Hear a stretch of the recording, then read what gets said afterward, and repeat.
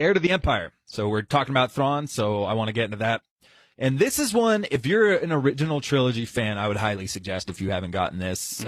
So the people out there who really enjoyed the original trilogy story, do this, because this is the continuation from the original trilogy. And it was actually the first Thrawn introduction into Star Wars, like we were talking about. But it was the first project, I think, released after Return of the Jedi, and it blew up. Yeah. In the early 90s is when it came out. But it takes place 5 years after the Return of the Jedi. Han and Leia are married. Luke Skywalker's a Jedi Knight. The remainder of the Empire is being put back together by Thrawn so they can come and attack the New Republic. He's got this hidden, insane, psychotic clone of a Jedi Master named Jorah Cyboth that he's trying to control.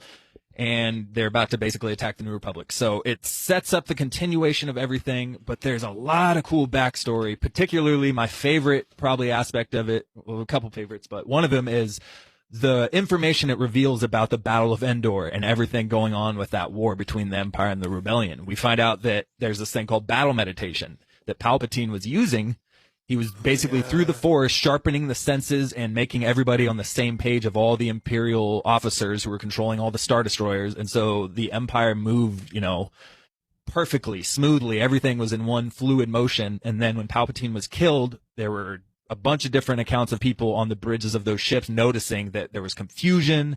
People weren't communicating well. The Empire was starting to mess up hella in outer space, and the rebels ended up just absolutely, taking them out after the Death Star blew up. It might be my number one just because it continues the original characters in a really good way, and there's a bunch of great side characters, so it's a really good one. This is also on my top 5. So you also get a lot of this, because like you said, this is the first book that came out after the original trilogy.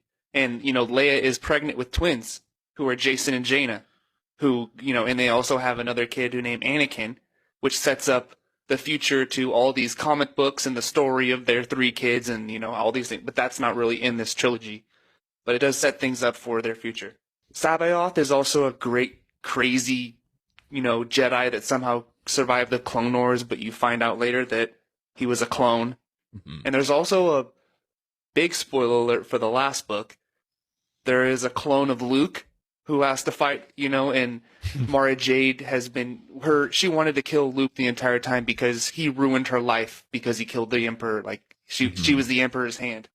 And she ends up killing the clone Luke, which kind of, sets her free of all this burden. And because Palpatine's been in her head the whole time too. He's like telling her all these things. And she keeps hearing kill Luke Skywalker in her head over and over and over. Mm-hmm. Yeah.